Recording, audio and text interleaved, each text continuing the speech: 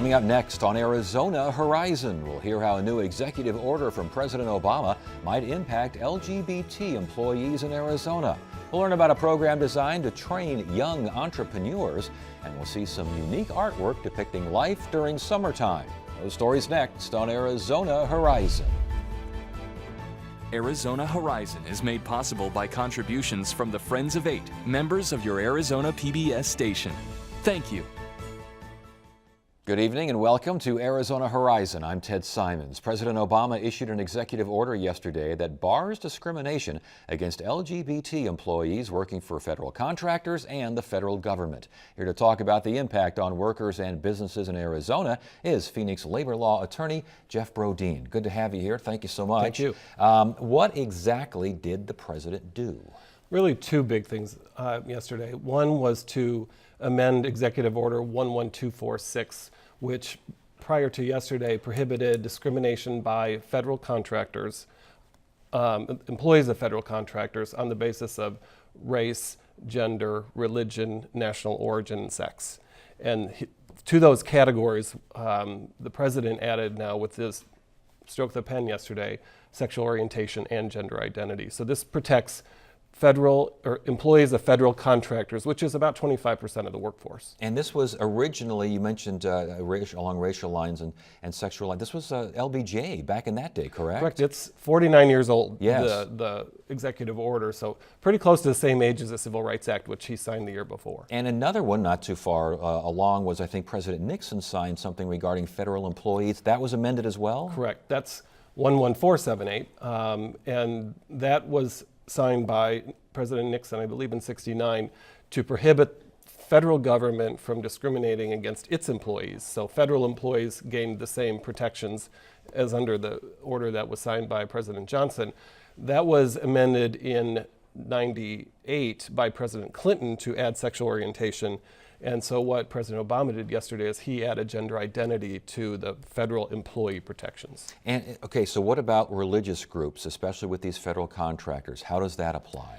There is no carve-out, as there has been proposed in some of the federal legislation, but under the second Bush administration, there was a religious clause that allows an employer that is a religious institution or association to favor a person based upon their religion. So say it's a Catholic church and they're looking to hire someone in their school, that they can favor someone who's Catholic, but they can't exclude someone on the basis of the protected categories. Okay, so that wasn't necessarily amended. That still is in play, but that is changed a bit by these amendments, correct? Correct. I mean, it actually might become more important to some religious institutions because of the fact that it's a category that some churches view differently, sexual orientation or gender identity, than the other protected categories. And it was a topic that was lobbied, President Obama was lobbied about prior to his signing.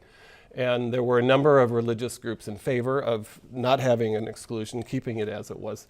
And there were other religious groups that argued for a total carve-out and exception. So before yesterday, was being gay a firing offense for federal employees and or federal contractors? Yes. It was. I think that would surprise a lot of people. When they do surveys on how many employees are protected on the basis of sexual orientation in particular, most people think it's already law that you can't discriminate against someone on the basis of sexual orientation. However, that protection exists only in 18 states. And a number of municipalities like Phoenix and Tucson and Tempe, there's a ballot initiative coming up in August to see if the action of the city council there will be affirmed. And you mentioned previously that there was federal legislation that was supposed to address this. Obviously, that has not happened. What's going on with that? Sure. The law is called ENDA, and I'm not even sure what the acronym stands for, but there's been some form of that in Congress proposed and considered over the last 40 years. It's come the closest in this session when the Senate in November passed, with the bipartisan majority, passed ENDA, but it's stalled in the House. It looks like it would have a majority and pass if it came to a vote, but Speaker Boehner's made it quite clear he's not going to bring it to a vote. And the fact that he's not doing that, thus the president says executive Correct. order, and the president can do this? Correct. This Okay. is an executive order. That's the type of thing only the president has the Right. authority to do. It's federal employees. It's exactly the nature of the type of action the chief executive has the authority to do. Okay. Where does Title VII play into this, if it plays into this at all? First of all, describe Title VII. Title VII is first name was the Civil Rights Act of 1964, also then became known as Title VII by the number of the act.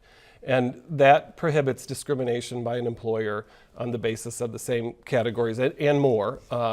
Disabilities under the Americans with Disabilities Act, some genetic information now is pulled under.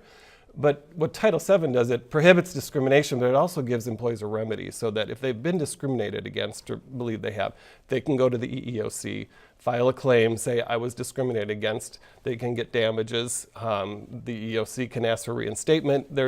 It's really the statute that allows the employee to get redress if they've been discriminated against. And again, what the president did was to the employer say, you can't do X, Y, and Z. What Title VII would do would be to the employee, if they do X, Y, and Z, here's your remedy. Correct. Is that pretty much it? Correct. And the development, the new development in that area is that sexual orientation and gender identity are not specifically protected characteristics or categories under Title VII. But what the EEOC has currently takes a position is that Title VII does include protections against sexual orientation, discrimination, and gender identity under the prohibition of sex discrimination of Title VII. So as far as the EEOC is concerned, it's already there. Yeah. And there is a district court case that has ruled the same way. So like same-sex marriage developed through the courts, I think this is an area that's going to follow that, and that the courts are likely to rule in with the position of the EEOC. That's a prediction at that point, but it looks like it's a possible one. Aside from the critics who you look at this as yet another example, they see it as the president's imperial presidency and those kinds of criticisms. There's also concern that it opens employers up to the threats of costly legal action. Valid concerns? What do you think? Every time a category has been added to protections against discrimination, that's the argument traditionally that businesses have made. This area, protection based on sexual orientation or gender identity, it's really been a sea change in the position businesses take. Businesses, on the whole, favor this protection. They believe it's good business to have these protections in their policies, to have programs that really promote diversity, and this is an aspect of diversity. And I think in this day and age and economy and workplace, employers have really come to learn the value of diversity. So most employers do have policies that protect based on sexual orientation and gender identity. However, there are many who don't, and it's for those employees who may be working for one of those employers that they need the protection. Last question, impact of the executive orders on Arizona.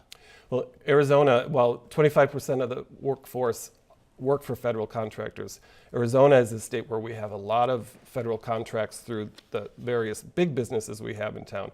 So that I've not seen statistics on it, but my guess is it would be even larger than 25% of the workforce is now protected under the executive order. All right. Jeff, good to have you here. Thanks for joining us. Thank you.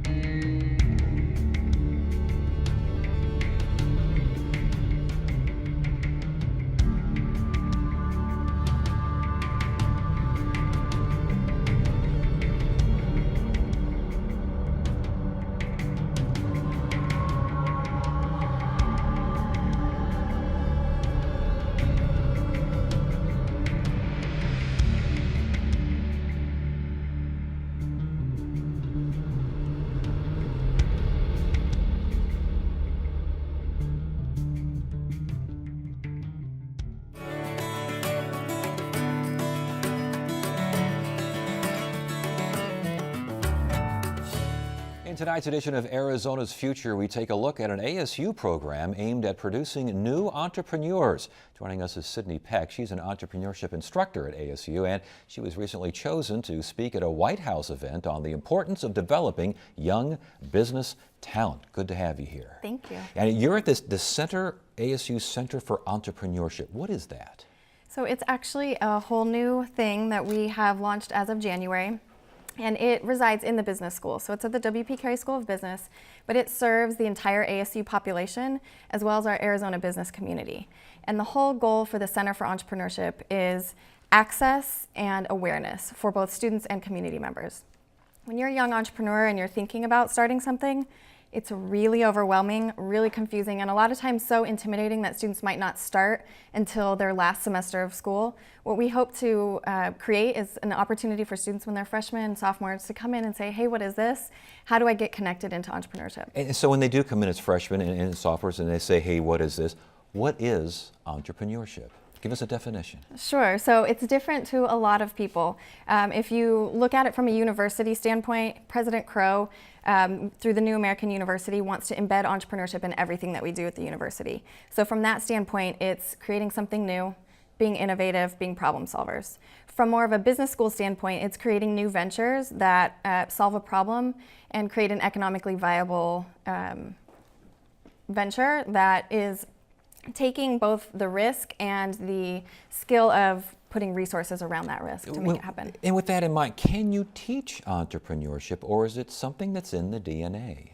So there's been a lot of research on this, and there hasn't been any research that has pointed to a particular type of person or characteristic that defines an entrepreneur. It's a lot of different types of people. There's a lot of different types of businesses.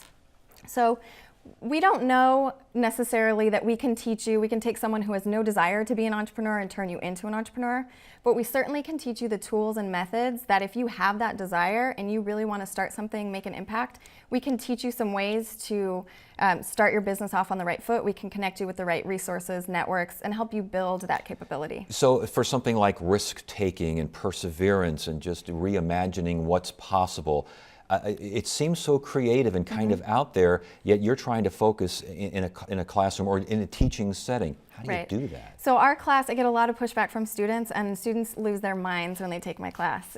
It's so ambiguous and it's very scary because that's exactly what's happening. I give them a very general call, and it's to solve a problem and to create a solution for that. And they are to marshal the resources around that and make it happen. We also teach a course called Creativity and Innovation to teach them to think differently than we've basically been training them to think for their entire education up until this point. So yeah, it's very different than a traditional educational setting. And we also have a lot of programs that support outside of the classroom to mimic what is it really like to take that risk. I want to get to those programs in a second, some mentorship and stuff. But when you deal with your students, what even the ones you can just tell they're off and running, what trips them up the most? You know, a lot of times at this stage in life, they're 19, 20, they're in college, it's the hard work. Interesting. It's sticking to it. Yeah. So we think maybe when we're 18 or 19, we have this idea and we're going to change the world and this is the best thing and this is how I want to spend the rest of my life. And then we spend 6 months on it and realize this is really difficult, this is challenging, and it takes a lot of time.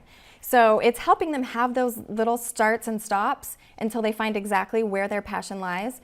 And to be honest, most of our students will not start businesses right out of school. Most of them will learn these skills. They'll go work somewhere for a little while to kind of get that experience, get a mentor, learn what it's like to be in that environment, and then they'll start their businesses 5-10 years later. It's interesting because this segment we're trying to look at the future of Arizona, try to find encouraging visions of the future, and these are the people that are going to do it. But you mentioned 18, 19, sometimes maybe it's a good thing they don't have that perseverance quite yet. And then when, like you say, a few years later they look back and go, oh yeah, I learned all about that. Yeah, and so it's funny, we see both, right? We see those who I would say, please go get a job for a little while. You need to learn a little bit more. And then there are some who know from the age of 17, they're running a business before they even get to ASU. And they use our programs to learn more tools and get more connections.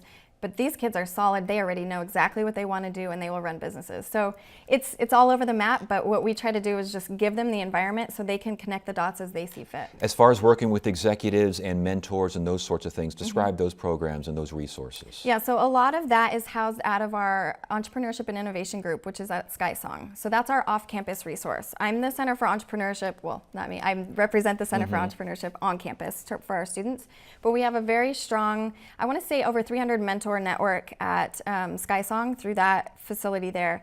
And then we get very close mentorship in specific programs. So I teach a class called Lean Launch, where students take a business idea and very rapidly show it to customers, talk face-to-face with potential customers, and really fine-tune and pivot as needed that idea. They get very specific mentors in their industry and past entrepreneurs to guide them through that. So it's very, our mentorship within the Center for Entrepreneurship is targeted on students who have identified a business that they want to launch. From more of a practical standpoint, we also have a lot of startup companies and small businesses in the community who need students to help them with maybe a new go-to-market plan. They have a new product they want to launch. And so we bring together teams of students to work on those projects for a semester, and that's the way they get to interact with local entrepreneurs. And again, it sounds very encouraging, and I know that just by the very nature of this class, you've got a lot of go-getters there, and you got to kind of herd sure cats do. on every time. Do you ever have to tell a kid, you just don't cut it, you just don't have it? I don't see it in you. So I don't usually have to say anything. They find out for themselves if this is not the path for them. Yes. I have definitely had students come up to me at the end of a semester and say, "Thank you, Ms. Peck, I will never be an entrepreneur."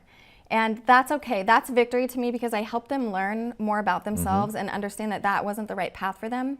And then I have students who will leave class and will start a business and will come back and say, "This is the business I was working on in your class." So it's not up to me. I don't tell them if it's a good idea or a bad idea. I show them what the experience is like, and then they're pretty bright and they find their way and understand this is or is not for me. Indeed, and conversely, it must make you feel good to know that you really are launching some careers here, A, careers, but B, ways that could improve Arizona immensely down the road.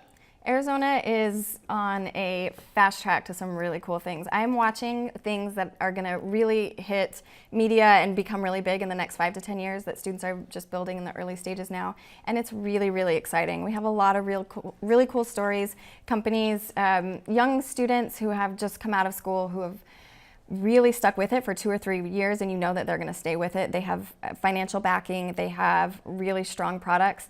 So I think we're going to see some really awesome stories, and I'm just thankful that I get to work in this space every day. Is there a story that you can tell real quickly? Did anything top of mind that we could be hearing about here shortly? Sure. So there's so many. One of my favorite students, because I got to see him from a very early stage, is a student named Keith, and he has a company named Onvard. And Onvard started as he wanted to learn things online. He wanted to teach himself how to code. And there are all these resources online, but he didn't know which one was the best. So he started a website that essentially took all the resources to learn something and told you based on rankings which one was the best. Oh. Well, he started that. There was no real revenue model there. So he learned and listened to his customers. He pivoted. And now that has turned into a training program for companies who have high turnover. So industries, maybe retail, places where there's a lot of training, and he's now created a really easy-to-use platform for people to come in and train their new hires, and he just graduated last month. Wow. So he's done all this in his 4 years at ASU, and he's go. really exciting.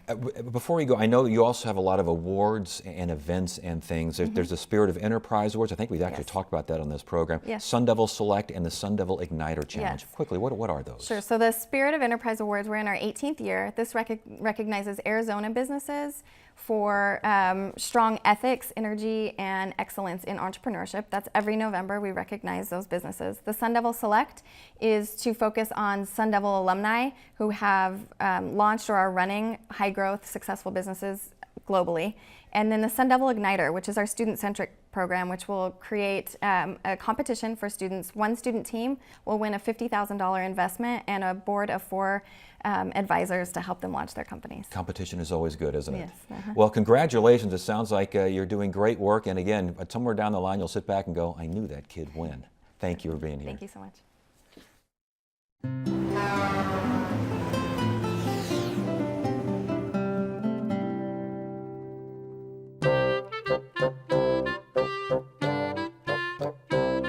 When London Bridge was completed in 1831, the automobile didn't even exist. By 1968, it may not have been falling down, but the bridge was sinking under the crush of modern traffic. So the City of London decided to sell it to a developer in Arizona. Just off of State Route 95 in Lake Havasu City is a plaque memorializing the dedication and reopening of the bridge in October 1971. The two-day gala included an elaborate dinner attended by 800 people, including then Arizona Governor Jack Williams and Sir Peter Studd, Lord Mayor of London. Behind the fireworks and go-go girls was over 3 years of risk-taking and hard work. It was the dream of C.V. Wood and Robert McCulloch, who were developing the fledgling town. The bridge was purchased for over $2 million. The 22 million ton structure was dismantled, each stone numbered, and shipped 10,000 miles to Long Beach, California, and then trucked to Lake Havasu's Colorado riverbank. It took 40 workers 3 years to reconstruct the bridge. The original 19th century construction crew of 800 took 7 years, and 40 laborers died. The bridge survived the German Blitz of London during World War II. Its light poles are made from cannons seized from Napoleon's army at the Battle of Waterloo in 1815. The metal melted down and forged into lamps. Today, the London Bridge attracts over 1.5 million sun-seeking visitors a year, exceeded only by the Grand Canyon.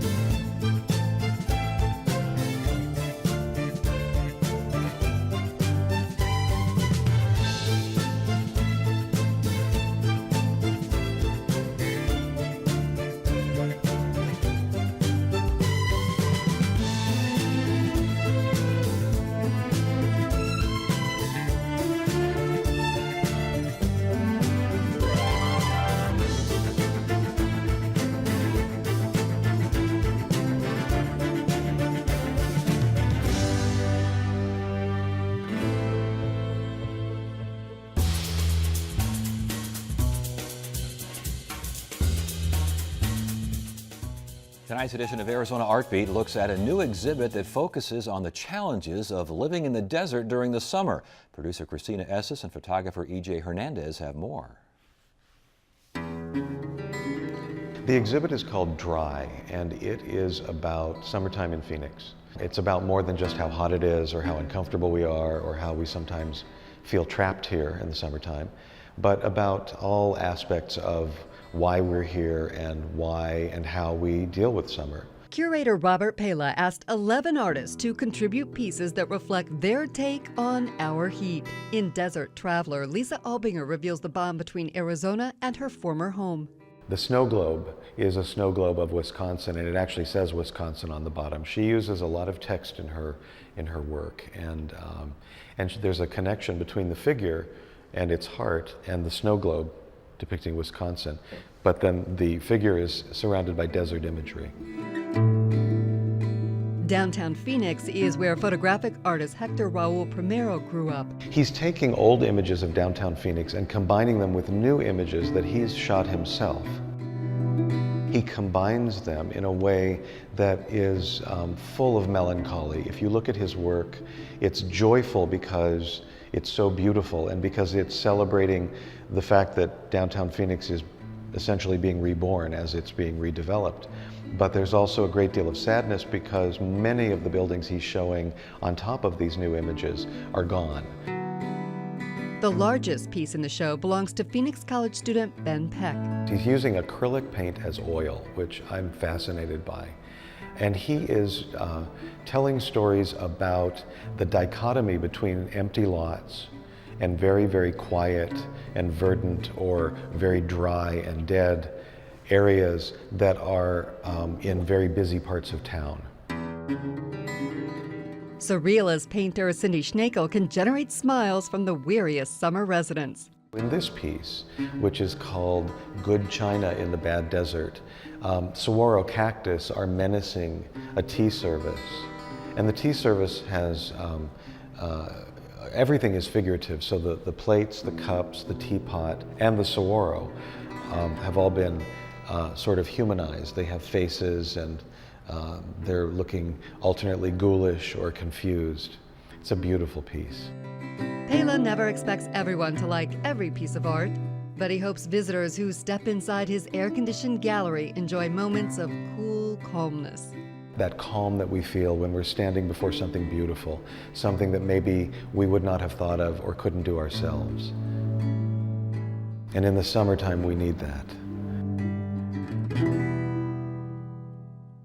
The exhibit runs through July. You can find more information at rpelagallery.com. Tomorrow on Arizona Horizon, we'll hear about a new survey that suggests that Arizonans aren't driving as much as they once did, and we'll have our monthly look at issues from the other half of the state in our series Southern Exposure. That's tomorrow at 5:30 and 10 here on Arizona Horizon. That is it for now. I'm Ted Simons. Thank you so much for joining us. You have a great evening.